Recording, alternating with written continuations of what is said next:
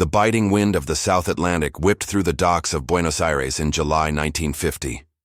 A man, slightly stooped, his face etched with the weariness of travel, descended the gangplank of the cargo ship, Giovanna C. His international Red Cross papers identified him as Ricardo Clement, just one more refugee among thousands seeking a new life. But his worn shoes held the dust of a continent in ruins, and his innocuous demeanor masked a truth so monstrous it threatened to unravel the very fabric of justice. This was no random flight of a desperate man. His passage was carefully orchestrated, a thread in a clandestine tapestry woven by shadows and whispers, stretching from the ravaged heart of post-war Europe to the unsuspecting shores of Argentina. A network, soon to be infamous as the Ratlines, where the architects of unimaginable horror found sanctuary, their pasts erased, their futures bought with complicity and silence. Before we delve deeper into this story, tell us, where in the world are you watching this from today? Share your location in the comments below.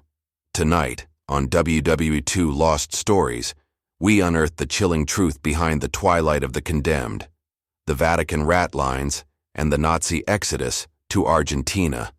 The biting wind of the South Atlantic, thick with the scent of salt and distant industry, swept across the docks of Buenos Aires in July 1950. Adolf Eichmann, traveling under the fabricated identity of Ricardo Clement, adjusted the collar of his worn overcoat as he descended the gangplank of the Italian cargo ship, Giovanna C. His posture, slightly hunched, his gaze carefully neutral, was that of a man seeking nothing more than anonymity. He was 44 years old, though the war years and the strain of constant deception had etched lines onto his face, making him appear older. His international Red Cross travel document, bearing the name of a humble German refugee, was a masterpiece of clandestine artifice, a passport to oblivion. As his feet, encased in scuffed leather shoes, met the unfamiliar pavement of Argentina, a subtle tremor of relief, quickly suppressed, passed through him. This was the culmination of 5 years of careful evasion, a meticulously planned escape from a continent demanding justice. The port, a bustling nexus of commerce and human transit, offered a deceptive embrace. Beneath the overcast Porteño sky, the smoke from distant ships blended with the morning fog, creating a veil that seemed to symbolically obscure the monstrous truth Eichmann carried.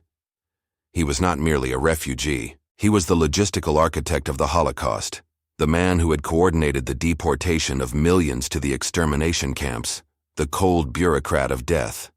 His very presence in Buenos Aires represented a profound failure of international justice, a testament to the effectiveness of a shadowy network that had, against all odds, spirited him away from the vengeful grip of the Allied powers. The question lingered, an unspoken accusation in the indifferent air. How had a man responsible for such unspeakable atrocities managed to vanish so completely, finding refuge in plain sight? To trace Eichmann's improbable journey from hunted war criminal to anonymous Argentine immigrant, one must rewind to the cataclysmic final days of World War II, a period spanning from May to December 1945. As April drew to a close, the once impenetrable heart of the Third Reich, Berlin, lay in ruins, a pulverized monument to a fallen empire. Soviet artillery rained down relentlessly, reducing grand avenues to rubble-strewn death traps and iconic buildings to skeletal remains. Deep within the earth, in the suffocating confines of the Führer bunker, Adolf Hitler, the man whose vision of a 1,000-year Reich had brought Europe to its knees, took his own life on April 30th. His suicide sent shockwaves through the dwindling loyalists, signaling not just the end of a war, but the definitive collapse of their totalitarian world. For tens of thousands of Nazi officials, SS members, Gestapo agents, and their myriad fascist collaborators from occupied nations across Europe, Hitler's demise was a chilling harbinger of their own impending doom. The initial euphoria of the Allied victory quickly gave way to a relentless pursuit of accountability. News of impending war crimes tribunals, soon to be meticulously planned in Nuremberg, permeated the desperate whispers among the retreating and scattered German forces. Allied intelligence agencies, equipped with captured documents and witness testimonies, began to compile extensive lists of wanted individuals, a grim ledger of perpetrators whose crimes demanded retribution. The pressure to escape, to disappear, became an all-consuming imperative. These were men who had commanded concentration camps, executed partisans, plundered Jewish property, and enforced a brutal regime of racial extermination. They understood with stark clarity that capture meant certain trial and likely execution. The continent became a vast, chaotic stage for their desperate flight. From the smoldering ruins of Germany, through the shattered cities of Austria, and across the war-torn landscapes of Italy, a frantic exodus began. High-ranking officials shredded uniforms, burned incriminating files, and adopted rudimentary disguises. Mid-level administrators, camp guards, and regional Gestapo commanders melted into the vast human currents of displacement. Their initial escapes were often improvised, relying on hidden caches of gold or jewels, prearranged safe houses, and the sheer disorganization of post-war Europe. They traveled mostly on foot, across treacherous alpine passes, or by bribing local authorities and desperate civilians. The goal was simple: to blend, to vanish, to shed their identities like snakes shedding old skin.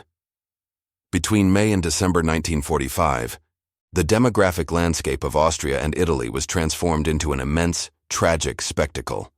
Over 8 million displaced persons, genuine refugees, former forced laborers, prisoners of war, and survivors of concentration camps, crisscrossed the continent.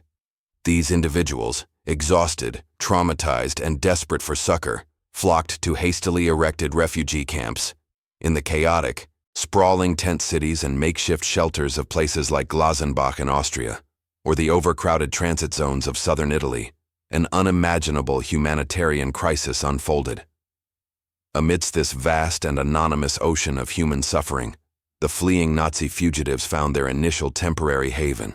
They exploited the very conditions that plagued their former victims. With falsified papers or no papers at all, these perpetrators submerged themselves within the legitimate flow of displaced Europeans. A former SS Hauptsturmführer could easily pass as a captured German soldier, a Volksdeutscher expelled from the East, or a civilian displaced by the fighting. The sheer scale of the displacement, coupled with the limited resources and overwhelming priorities of the Allied occupation forces and international aid organizations like the nascent International Red Cross, made effective vetting nearly impossible. The sheer volume of individuals requiring assistance meant that many slipped through the cracks. It was within this maelstrom of human transit and bureaucratic overwhelmedness that a new, more organized infrastructure for escape began to take root. American intelligence, observing the methodical disappearance of high-value Nazi targets, soon coined a term for these covert conduits: the Ratlines. This chilling nomenclature aptly described the clandestine trails that enabled war criminals to traverse borders, acquire forged documents, and ultimately embark on journeys to distant, unsuspecting shores, predominantly in South America. Austria, with its complex mountain passes and proximity to both Germany and Italy, quickly emerged as a crucial epicenter for these emerging escape networks. From the chaotic refugee camps in the American zone of Salzburg, or clandestine safe houses hidden deep in the Austrian Alps, fugitives began their southward trek. They moved with a stealth born of desperation, making their way into Italy, a nation itself grappling with the aftermath of fascist rule and widespread destruction. In Italy, particularly in its northern regions and then radiating southwards, the Ratlines began to solidify into a more structured system. The country, a strategic crossroads, offered both numerous ports for eventual departure and, crucially, a powerful institution whose reach extended across the globe: the Vatican. From the historical heart of Rome, amidst the ancient grandeur and the spiritual authority of the Holy See, a singular opportunity presented itself. Within the shadowed corridors of the Vatican, bishops and priests, driven by a complex mix of anti-communist ideology, genuine charity for what they perceived as persecuted Catholics, or perhaps something more cynical, began to issue documents.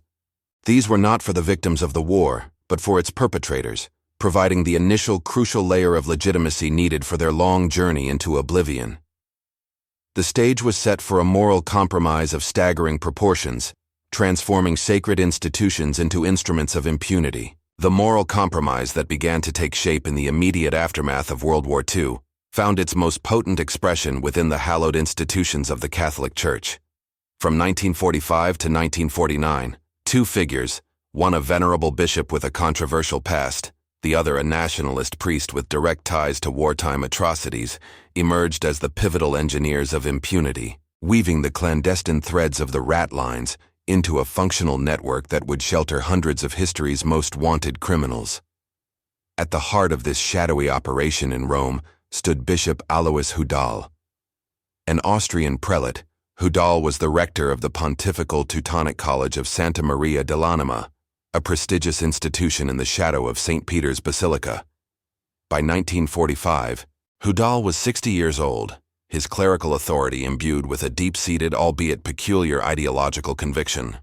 His sympathies for National Socialism were not a secret. As early as 1937, he had published The Foundations of National Socialism, a book that controversially attempted to reconcile the tenets of Nazism with Catholic doctrine, portraying Hitler as a potentially unifying force for Europe. These sympathies, rather than diminishing with the defeat of the Axis, merely recalibrated into a new, dangerous form of charity. Hudal's motivations were complex, rooted in a fervent anti-communism that viewed the burgeoning Soviet threat as a far greater evil than the recently vanquished Nazism. In his mind, Europe needed strong, Christian leadership, and many former Nazis, particularly those he considered good Catholics or simply patriotic Germans, represented a bulwark against the red tide. He genuinely believed that the Allied justice system was unduly harsh, driven by vengeance rather than true justice, and that many German officers were being unjustly persecuted merely for serving their country. From his venerable office in the Teutonico College, a place traditionally associated with scholarly pursuit and spiritual guidance, Hudal transformed his ecclesiastical position into a clandestine rescue agency. Fugitives, having navigated the treacherous routes from Austria and Germany into Italy, would seek out Hudal. His office became a discreet clearinghouse for false identities and travel documents. They came under the cover of darkness, or during the chaotic daytime hours, blending with legitimate pilgrims and clergy. These were not men seeking spiritual guidance, but practical assistance for escape. Among those who benefited from Hudal's aid were figures like Franz Stangl, the chillingly efficient commander of the Treblinka extermination camp, where approximately 900,000 Jews were systematically murdered. Stangl, 42 years old in 1950, had overseen the mechanized process of death with clinical detachment. Another beneficiary was Gustav Wagner, 39, the brutal SS Oberscharführer known as the Beast of Sobibor, infamous for his sadistic cruelty and direct involvement in the murder of hundreds of thousands. Hudal, it seems, either genuinely failed to comprehend the true extent of their crimes or chose to rationalize them within his own ideological framework, prioritizing their perceived Catholic identity or anti-communist potential over their unspeakable past. Between 1945 and 1949, his office processed documents for hundreds of such individuals, providing them with essential paperwork, often International Red Cross, IRC, travel documents for stateless persons, which were crucial for international transit. Operating in parallel, and perhaps with even greater efficiency and directness, was Father Krunoslav Draganović. A Croatian Catholic priest, Draganović, 40 years old in 1945, carried an even darker association. He had direct ties to the Ustasha regime, the fascist ultranationalist movement that governed the independent state of Croatia during the war, and was responsible for the systematic genocide of Serbs, Jews, and Roma. Unlike Hudal, whose sympathies might have been more ideological, Draganović was deeply entwined with a regime that had actively participated in mass murder. Draganović masterminded what became known as the Croatian route, a highly effective segment of the Ratlines that utilized a network of monasteries in Genoa and Rome. These sacred spaces, typically sanctuaries of contemplation and prayer, were transformed into way stations for war criminals. Here, fugitives, many of whom were Ustasha members and Bosnian Muslims who had served in the SS, found shelter, new identities, and the means to escape. Draganovic's network was particularly adept at securing not only International Red Cross documents, but also coveted South American passports, These were often obtained through a combination of clerical pressure on diplomatic missions and outright bribery, leveraging the desperate post-war scramble and the corruptibility of certain officials. The effectiveness of both Hudal and Draganovic's operations relied heavily on a critical loophole: the relaxed verification criteria of the International Red Cross. In the immediate aftermath of the war, the IRC was overwhelmed by the sheer scale of the humanitarian crisis, tasked with processing millions of legitimate refugees and displaced persons. Under immense pressure to facilitate movements and reunite families, the organization significantly loosened its identification requirements. Often, only 2 witnesses were needed to confirm an applicant's identity for a travel document for stateless persons. This seemingly minor procedural detail proved to be a catastrophic vulnerability. Catholic priests, holding positions of trust and authority, frequently served as both required witnesses, providing convenient, unquestioned validation for fabricated identities. Their word, in that chaotic era, was often sufficient to bypass more rigorous scrutiny, effectively rubber-stamping the escape of men whose real identities would have condemned them instantly. The atmosphere in Rome during these years was a peculiar blend of fervent religious devotion, grinding poverty, and palpable geopolitical tension.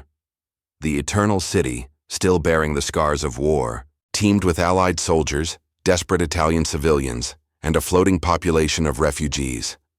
Amidst this complex tapestry, the Vatican, a sovereign state within a city, operated with its own agenda, often distinct from that of the Allied powers.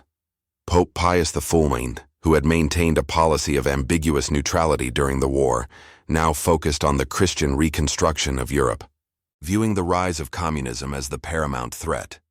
This broader strategic vision inadvertently created an institutional environment where clerics like Hudal and Draganovich could operate with significant autonomy, their actions often tolerated, if not explicitly sanctioned, by higher authorities who shared their anti-communist zeal. The money to facilitate these escapes was not insignificant. While the details of Hudal's funding are less clear, Draganovich's operation, particularly for securing South American passports, frequently involved substantial sums acquired through the vast plunder accumulated by Nazi and Ustasha regimes. Payments, ranging from hundreds to several thousands of dollars, equivalent to tens of thousands in modern currency, exchanged hands in hushed meetings within monastery walls or secluded Roman offices. These funds bought not just documents, but silence, complicity, and safe passage across continents. Between them, Hudal and Draganovich became the undeniable engines of the Vatican connection to the Ratlines. Their actions, driven by a confluence of ideological conviction, nationalist fervor, and a perverse sense of mercy, ensured that hundreds of individuals responsible for mass murder evaded justice. They provided the essential paperwork, the official-looking stamps, and the clerical endorsements that transformed the most heinous criminals into anonymous refugees, ready to embark on a new life, far from the ruins of their crimes. The meticulous records of their nefarious charity, though often fragmented and obscured, bear chilling witness to how ecclesiastical power was diverted to serve a purpose fundamentally at odds with the very principles of justice and human dignity. They were, in essence, the gatekeepers to a new form of post-war immunity, facilitating an exodus that would cast a long, dark shadow over the historical narrative of accountability. The documents meticulously forged or generously provided by Bishop Hudal and Father Draganovich in the Vatican shadows were not ends in themselves, but rather crucial keys to a larger geopolitical strategy. They unlocked the door to a distant haven, a vast South American nation whose leadership, driven by a complex blend of ideological affinity and strategic ambition, openly welcomed the very men Europe sought to condemn. This sanctuary was Argentina, and its architect was Juan Domingo Perón. Perón's ascent to the presidency in 1946 marked a pivotal turning point for the fleeing war criminals. A former army colonel, Perón, 51 years old at the time of his election, harbored deep-seated fascinations with European fascism. His formative experiences included a military observation mission in Italy during the 1930s, where he was profoundly impressed by Benito Mussolini's corporatist state and his brand of national populism. These sympathies, far from waning with the defeat of the Axis powers, solidified into a distinct political philosophy for his own nation. Upon assuming power, Perón articulated his vision for Argentina as a third position in the emerging Cold War world. He sought to steer his country clear of overt alignment with either American capitalism or Soviet communism, striving instead for an independent, industrialized, and militarily strong nation. To achieve this ambitious goal, Perón believed Argentina needed an infusion of expertise. He saw in the displaced German and European personnel, scientists, engineers, technicians, and even military officers, regardless of their wartime allegiances, valuable assets for his industrialization programs and for modernizing Argentina's armed forces. The moral implications of harboring war criminals were, for Perón, secondary to these strategic imperatives. To facilitate this deliberate influx, Perón's government established formal structures designed to expedite the immigration process for these favored Europeans. Central to this was the creation of the División de Inmigración de Europa, Division of European Immigration. This entity, ostensibly created to manage the general flow of post-war refugees, quickly became a specialized conduit for former Axis personnel. Its head, a man whose own past was deeply implicated in the regime Perón admired, was Carlos Fuldner. Fuldner, 37 years old in 1946, was no ordinary bureaucrat. A former SS officer who had already obtained Argentine citizenship before the war's end, he served as Perón's principal agent in Europe. Fuldner operated with chilling efficiency, actively recruiting Germans and other collaborators, providing them with guidance, resources, and a clear path to Buenos Aires. His division processed applications for these refugees with suspicious speed and minimal scrutiny, often overlooking the glaring gaps or outright fabrications in their paperwork. There was a tacit understanding, an unwritten policy, among Argentine diplomats in Rome and other European capitals. They were to turn a blind eye to the backgrounds of these particular immigrants, prioritizing their arrival over any inconvenient questions about their past. The official narrative was one of humanitarian aid for displaced Europeans. The grim reality was a state-sponsored sanctuary for mass murderers. The success of this deliberate policy was starkly evident in the roster of notorious war criminals who subsequently found refuge in Argentina, or, through its connections, in neighboring South American nations. Their names, once whispered in fear and now shouted in condemnation, represent some of the darkest chapters of the Holocaust. Among the most infamous was Karl Joseph Mengele, the SS Hauptsturmführer and physician at Auschwitz, forever known as the Angel of Death. Mengele, 38 years old in 1949, had conducted unspeakable, sadistic pseudoscientific experiments on prisoners, particularly twins and children. He arrived in Argentina in 1949, traveling under an international Red Cross passport issued in the name of Helmut Gregor, a document likely facilitated by the very networks described in the previous chapter. Even as early as 1947, declassified FBI documents reveal that American intelligence had tracked Mengele to Buenos Aires, but efforts to secure his extradition failed, hampered by diplomatic complexities and Argentina's uncooperative stance. Another figure to vanish into the Argentine landscape was Erich Priebke, an SS Hauptsturmführer who, at 33 years old in 1946, had played a direct role in the horrific Ardeatine Caves massacre in Rome, where 335 Italian civilians were executed in reprisal for a partisan attack. Priebke would live quietly, working as a shop manager and later owning a delicatessen. For decades in the picturesque Andean town of Bariloche, his true identity concealed until his sensational discovery by an ABC News journalist in 1994. Across the Andes in Chile, Walter Rauff, an SS Standartenführer responsible for the invention and deployment of the mobile gas vans that claimed approximately 100,000 lives in Eastern Europe, established himself. Rauff, 42 in 1949, also benefited from documents processed through the Vatican network, highlighting the transnational reach of the Ratlines and the complicity of the region. Eduard Roschmann, the SS Hauptsturmführer known chillingly as the Butcher of Riga, for his command of the Riga ghetto and his supervision of the murder of tens of thousands of Latvian Jews, arrived in Argentina around 1948, age 36. He lived under an assumed name, initially working for an import-export firm. Though he fled much later, the methods by which Aribert Heim, the infamous Dr. Death of Mauthausen, who performed lethal experiments including injecting toxins directly into the hearts of prisoners, sought refuge were also part of this broader escape infrastructure. Similarly, Gerhard Bohne, the administrator of the T4 euthanasia program, responsible for the murder of some 70 Zerozor Germans with disabilities, also found his way to South America, utilizing the same channels of impunity. These names represent but a fraction of the total. Conservative estimates indicate that between 5,000 and 10,000 Nazis and their collaborators successfully settled in Argentina between 1946 and 1952. However, other credible analyses suggest the actual number could be as high as 15,000. This staggering exodus was not accidental. It was the direct result of a calculated policy by the Argentine government, coupled with the clandestine efforts of ecclesiastical networks in Europe.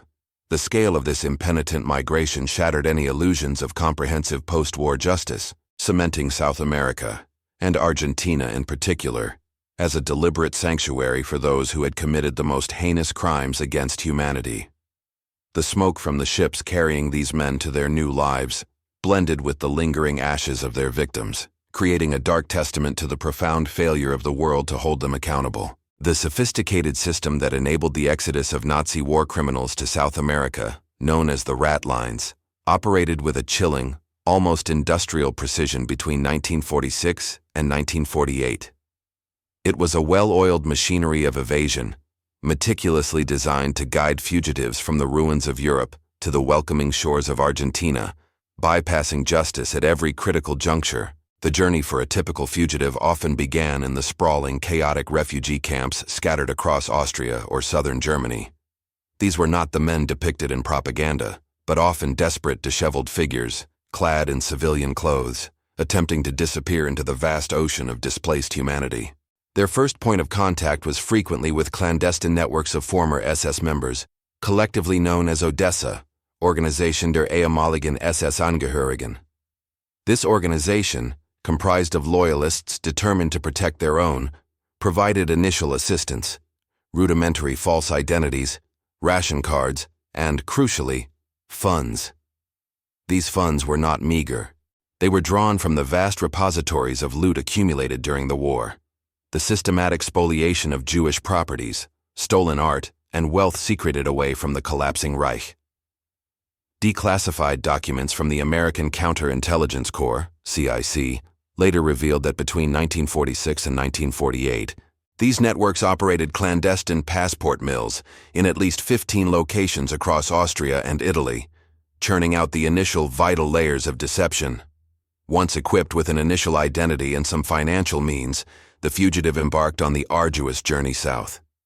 This stage often involved traversing the rugged alpine passes on foot, a perilous trek through harsh weather conditions and treacherous terrain. The landscape itself, with its hidden valleys and remote villages, offered a natural cover for clandestine movement. Along this route, a network of sympathizers, former Wehrmacht officers, local fascists, and opportunistic individuals, provided temporary safe houses, food, and intelligence on Allied checkpoints. These were the friendly faces in a hostile world, guiding the fugitives through the fractured post-war borders until they reached their primary destination, Rome. Upon arrival in Rome, a city teeming with both legitimate refugees and the shadowy figures of post-war intrigue, the fugitives made contact with the clerical figures at the heart of the Ratlines, Bishop Alois Hudal or Father Krunoslav Draganovic. These meetings were discreet, held in secluded offices within ecclesiastical institutions or in the quiet privacy of Roman monasteries. The clientele represented the full spectrum of Nazi criminality, from high-ranking SS officers like Adolf Eichmann himself, to concentration camp commanders and Gestapo torturers. The central piece of documentation provided at this stage was the International Red Cross, IRC, travel document for stateless persons.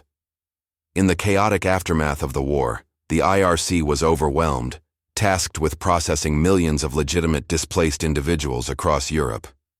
Under immense pressure to facilitate movement and humanitarian aid, the organization had significantly relaxed its verification criteria.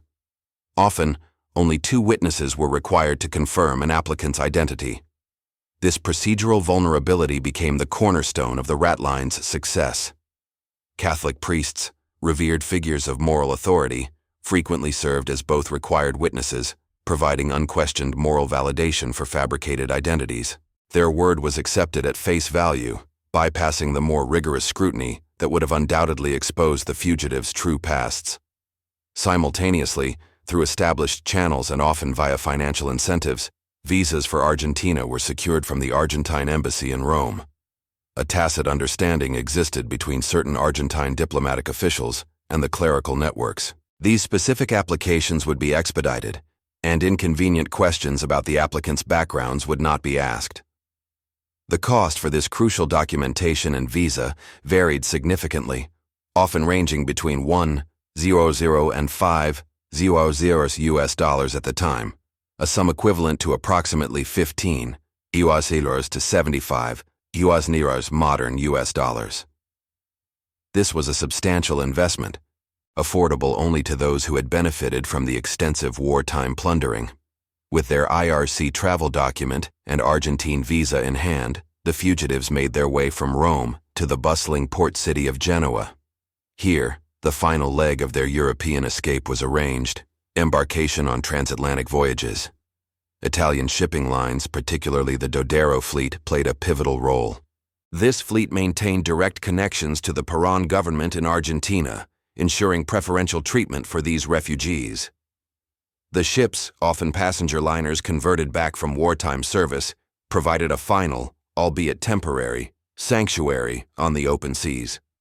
The transatlantic journey lasted approximately 3 weeks, a period during which the fugitives meticulously memorized their false biographies, rehearsing their new lives and severing the last psychological ties to their past identities. The vastness of the ocean served as a symbolic and literal barrier, increasing the distance from their crimes and the pursuit of justice.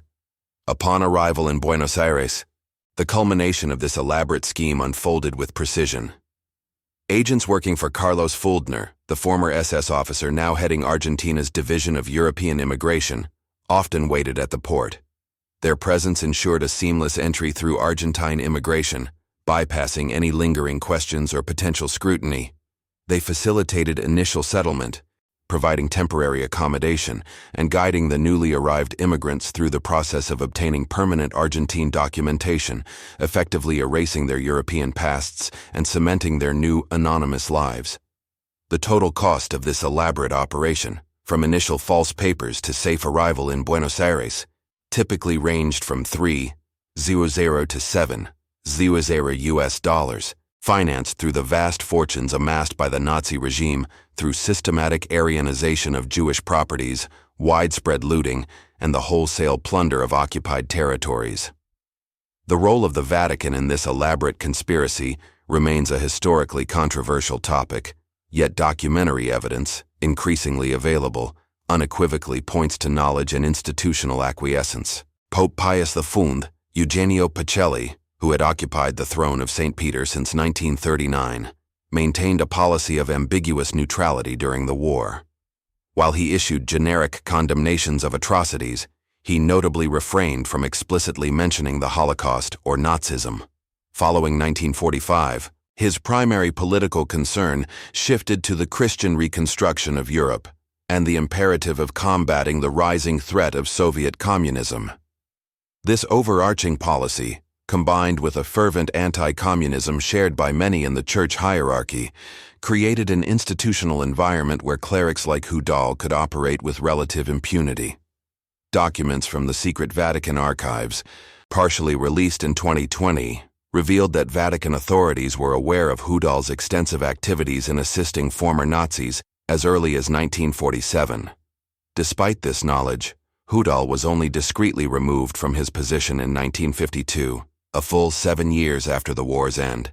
This removal, however, was not due to his role in aiding war criminals, but primarily because the adverse publicity his activities generated began to threaten the Vatican's institutional reputation. Crucially, no priest directly involved in the Ratlines, including Draganovich, was ever excommunicated, officially censured, or prosecuted by the Church. The official Vatican defense always maintained that these were individual acts of charity, not institutional policy. However, the sheer scale and chilling efficiency of the operation, meticulously documented by historians such as Michael Fayer and Gerald Steinacker, who identified at least 30 Catholic priests directly involved in processing documents for thousands of fugitives from Rome, Genoa, Vienna, and Innsbruck, and strongly suggest a level of knowledge and tacit acquiescence from higher echelons of the hierarchy. The International Red Cross, by relaxing its verification procedures under immense post-war humanitarian pressure, inadvertently became an unwitting yet essential tool in this vast machinery of escape. Their organizational negligence bordering on complicity, the confluence of these factors created a perfect storm, allowing a systematic subversion of justice that would reverberate for decades. The clandestine infrastructure of the Ratlines provided Adolf Eichmann with a decade of unmolested existence in Argentina, a stark testament to the machinery of evasion detailed in previous chapters. For 10 years, the man who had meticulously organized the extermination of millions lived under the unassuming identity of Ricardo Clement, a quiet foreman at a Mercedes-Benz factory in the outskirts of Buenos Aires. His life was unremarkable, a carefully constructed facade of normalcy that belied the monumental evil he represented. But the world, though slow to act, had not entirely forgotten. In May 1960, the long arm of justice, operating outside conventional diplomatic channels, finally reached for Eichmann. A highly secretive team from the Israeli intelligence agency, the Mossad, led by its formidable chief, Isser Harel, had meticulously tracked him for years. Their breakthrough came with painstaking surveillance in Buenos Aires, where intelligence officer Moshe Perlman and his team confirmed the identity of Ricardo Clement as Adolf Eichmann beyond doubt. The operation was audacious. Eichmann was abducted from a quiet street near his home, held in a clandestine safe house, and then smuggled out of Argentina aboard an El Al flight. His capture sent shockwaves across the globe, ripping away the veil of anonymity that thousands of other Nazi fugitives had hoped to maintain. Eichmann's trial in Israel, which began in April 1961, was a pivotal moment in legal and historical reckoning. Presided over by a panel of judges, with Gideon Hausner serving as the relentless prosecutor, the proceedings laid bare the chilling bureaucratic efficiency of the Holocaust.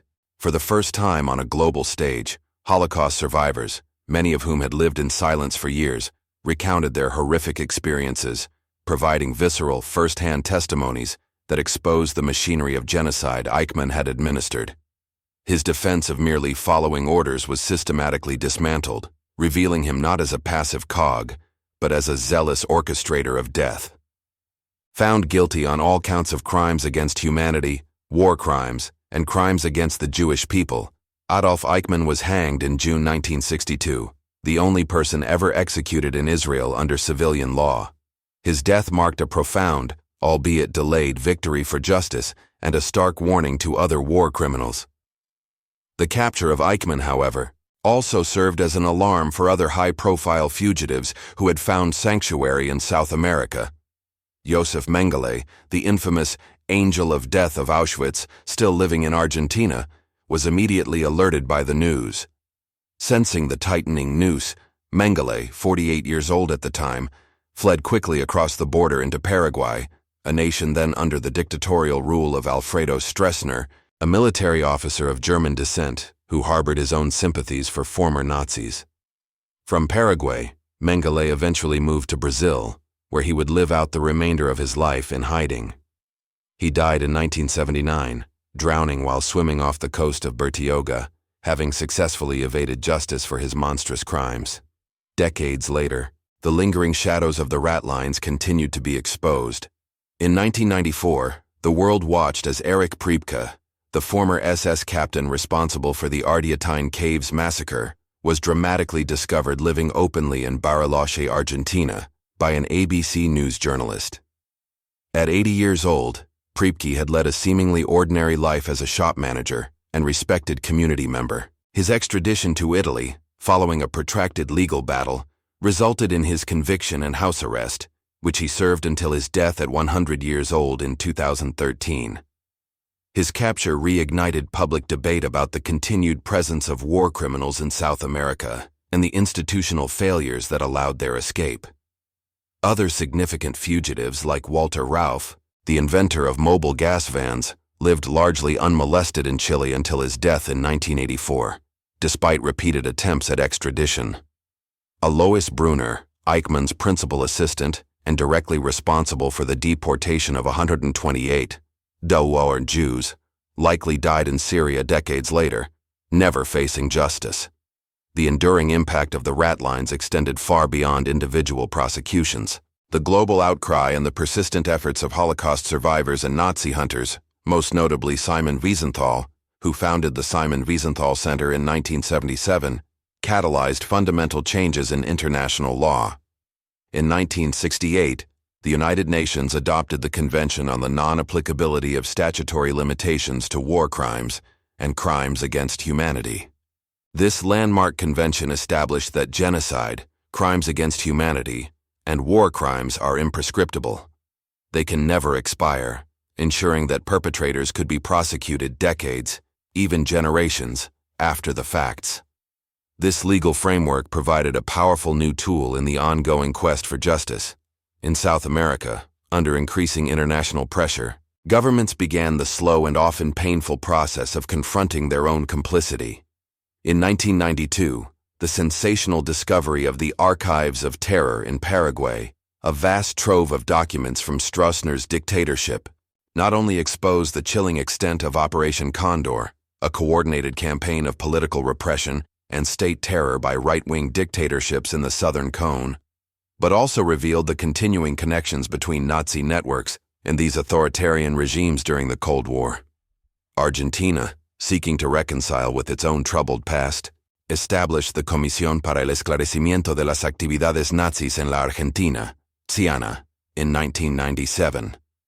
This commission formally acknowledged that between 180 and 300 highly dangerous war criminals had found refuge in the country, a stark official recognition of the historical stain. The role of the Vatican in this systemic impunity remains a subject of intense historical controversy. While Pope Pius XIV's archives concerning his pontificate during World War II were partially opened in 2020, many documents remain classified, fueling ongoing debates about the full extent of institutional knowledge and acquiescence. The official church position continues to emphasize the charitable actions of individual priests, rather than institutional policy.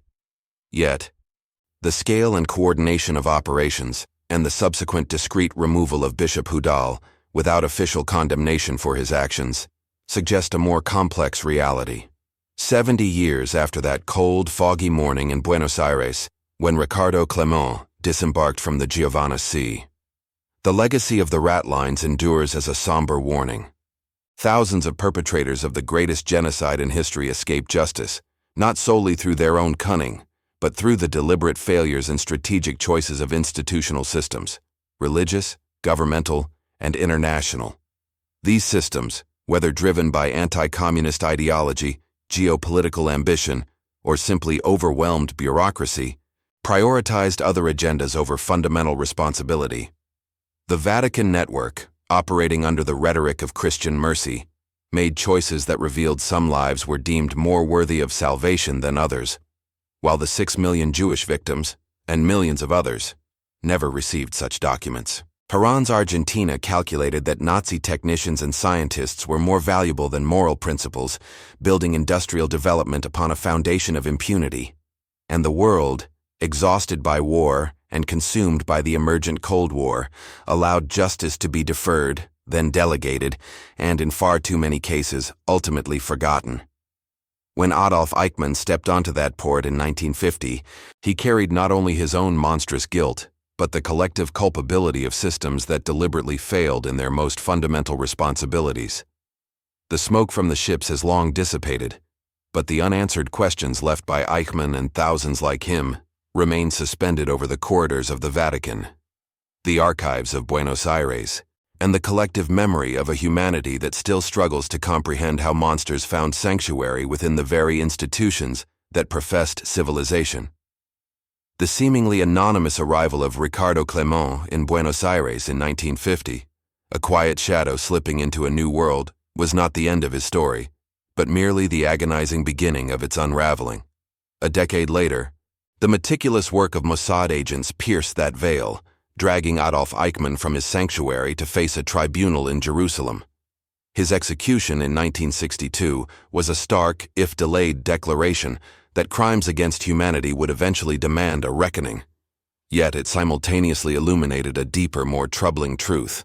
For every Eichmann brought to justice, a Mengele or a Ralph slipped further into the labyrinth of South America, their final judgment left to history, or to the silence of their unmarked graves. The Ratlines, meticulously documented and exposed layer by layer, revealed not just individual culpability, but the profound, complex complicity of institutions that shaped the post-war world. The legacy of the Twilight of the Condemned endures as a chilling admonition, an unsettling chronicle of how sacred halls and sovereign nations became, by design or by default, architects of impunity. It lays bare the uncomfortable truth that in the desperate aftermath of unspeakable atrocities, some systems chose ideology, political expediency, or a distorted sense of charity over the universal demand for justice. The smoke from those ships that carried the condemned to their new lives has long dissipated, but the questions they leave behind persist. How easily can institutions be subverted, and at what moral cost when humanity's deepest values are overshadowed by fear or political calculus? The echoes of this deliberate failure resonate across time, reminding us of the fragility of justice in the face of indifference. This complex narrative of escape and accountability forces us to confront uncomfortable truths about the responsibility of institutions and the enduring pursuit of justice. What do you believe is the most enduring lesson we must take from this dark chapter in history? Share your thoughts in the comments below. If the hidden narratives of World War II continue to captivate your understanding of this pivotal era, consider exploring more of our historical investigations. To delve deeper into more lost stories, be sure to like this video, share it with those who seek to understand history, and subscribe to WW2 Lost Stories for future historical investigations.